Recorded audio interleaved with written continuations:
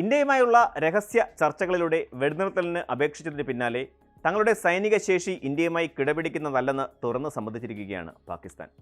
തങ്ങളുടെ വ്യോമ പ്രതിരോധ സംവിധാനങ്ങൾക്കുള്ള ദൗർബല്യം വ്യക്തമായതിന് പിന്നാലെ അത്യാധുനിക വ്യോമ പ്രതിരോധ സംവിധാനങ്ങൾക്കായി അമേരിക്കയെ സമീപിച്ചിരിക്കുകയാണ് നിലവിൽ അവർ.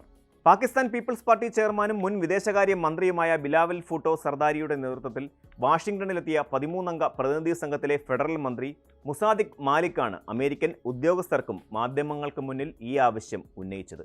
ചൈനയിൽ നിന്ന് ലഭിച്ച അത്യാധുനിക വ്യോമ പ്രതിരോധ സംവിധാനങ്ങൾക്ക് ഇന്ത്യൻ ബ്രഹ്മോസ് മിസൈലുകളെ തടയാൻ കഴിഞ്ഞില്ലെന്ന് ചൈന തന്നെ വെളിപ്പെടുത്തിയതിന് പിന്നാലെയാണ് പാകിസ്ഥാന്റെ ഈ നീക്കം. ഇന്ത്യ ജനവാസ കേന്ദ്രങ്ങളെ പൂർണ്ണ ശക്തിയോടെ ആക്രമിച്ചുവെന്നും സൈനിക ഉപകരണങ്ങൾ ഇല്ലായിരുന്നുവെങ്കിൽ കെട്ടിടാവശിഷ്ടങ്ങൾക്കിടയിൽ നിന്ന് മൃതദേഹങ്ങൾ പുറത്തെടുക്കേണ്ടി വരുമായിരുന്നുവെന്നും അദ്ദേഹം കൂട്ടിച്ചേർത്തു. നമുക്ക് വ്യോമ പ്രതിരോധം ഇല്ലായിരുന്നുവെങ്കിൽ സ്കൂൾ കെട്ടിടങ്ങളുടെ അടിയിൽ നിന്ന് എത്രയോ മൃതദേഹങ്ങൾ നമ്മൾ പുറത്തെടുക്കേണ്ടി വരുമായിരുന്നു. 5 മിസൈലുകൾ വീതമുള്ള 80 വിമാനങ്ങൾ ഞങ്ങളെ ലക്ഷ്യമിടുമ്പോൾ നിങ്ങൾ എന്താണ് പ്രതീക്ഷിക്കുന്നത്? മാലിക് ചോദ്യമുയർത്തി. പാകിസ്ഥാന്റെ വ്യോമ പ്രതിരോധ ശേഷി എത്രത്തോളം ദുർബലമാണെന്ന് ഈ പ്രസ്താവനകൾ വ്യക്തമാക്കുന്നു. ഇന്ത്യ ഞങ്ങൾക്ക് നേരെ വിമാനങ്ങളും മിസൈലുകളും വിന്യസിച്ചത് നിങ്ങൾ കണ്ടു. വിവിധ രാജ്യങ്ങളിൽ നിന്നുള്ള നൂതന സാങ്കേതിക വിദ്യകൾ അവർ ഉപയോഗിച്ചു. ആ സാങ്കേതിക വിദ്യ ഞങ്ങൾക്ക് വേണം. നിങ്ങളിൽ നിന്ന് വാങ്ങാൻ ഞങ്ങൾ തയ്യാറാണ്, മാലിക് പരസ്യമായി പറഞ്ഞു.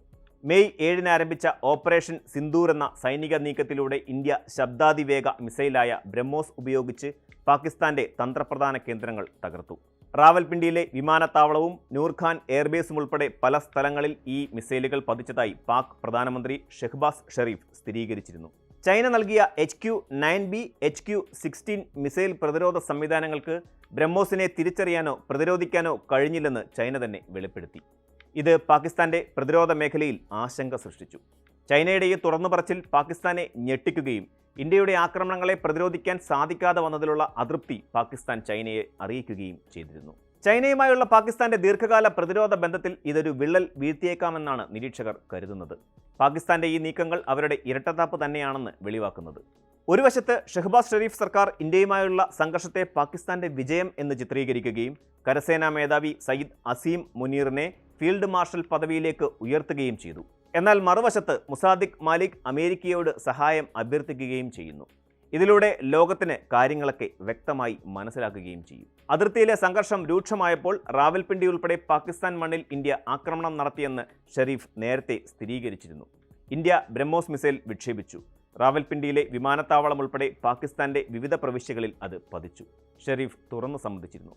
ഇസ്ലാമാബാദിൽ നടത്തിയ മറ്റൊരു പ്രസംഗത്തിൽ ഇന്ത്യൻ മിസൈലുകൾ നൂർഖാൻ എയർബേസിലും മറ്റ് പ്രധാന സൈറ്റുകളിലും പതിച്ചതായും അദ്ദേഹം കൂട്ടിച്ചേർത്തു. അതുകൊണ്ട് തന്നെ ഇന്ത്യയുടെ തന്ത്രങ്ങളെ പകർത്തി പാകിസ്ഥാൻ മറ്റ് രാജ്യങ്ങളിലേക്ക് പ്രതിനിധി സംഘങ്ങളെ അയച്ച് ഭീകരവാദം തുറന്നുകാട്ടാനും ആശങ്കകൾ ഉന്നയിക്കാനും ശ്രമിക്കുകയാണ്. അമേരിക്കയിലേക്ക് 13-അംഗ സംഘത്തെയും മോസ്കോയിലേക്ക് മറ്റൊരു സംഘത്തെയും അവർ അയച്ചിട്ടുണ്ട്. അതേസമയം പാക് സംഘം അമേരിക്കയിലായിരിക്കുമ്പോൾ തന്നെ കോൺഗ്രസ് MP ശശി തരൂരിന്റെ നേതൃത്വത്തിലുള്ള ഇന്ത്യൻ സംഘവും അമേരിക്കയിലുണ്ടായിരുന്നു.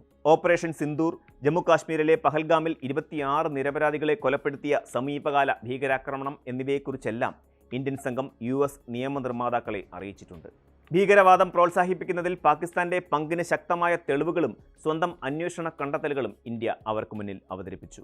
ചൈനയുമായുള്ള ദീർഘകാല പ്രതിരോധ ബന്ധത്തിൽ വിള്ളൽ വീഴ്ത്തിയേക്കാവുന്ന ഈ അമേരിക്കയുമായി അടുക്കുന്ന സംഭവം പാകിസ്ഥാന്റെ പ്രതിരോധ നയത്തിൽ വലിയ മാറ്റത്തിന് വഴിയൊരുക്കിയേക്കാമെന്നാണ് വിദഗ്ധർ വിലയിരുത്തുന്നത്. ദീർഘകാലമായി ചൈനയെ പ്രധാന പ്രതിരോധ പങ്കാളിയായി കണ്ടിരുന്ന പാകിസ്ഥാൻ ഇപ്പോൾ അമേരിക്കയിലേക്ക് തിരിയുന്നത് അവരുടെ പ്രതിരോധ ആവശ്യങ്ങളിൽ വന്ന മാറ്റത്തെയും നിലവിലെ സാഹചര്യങ്ങളെയും സൂചിപ്പിക്കുന്നുണ്ട്. അമേരിക്കൻ സഹായം ലഭിക്കുകയാണെങ്കിൽ പാകിസ്ഥാന്റെ സൈനിക ശേഷിയിൽ കാര്യമായ മാറ്റങ്ങൾ വരാം.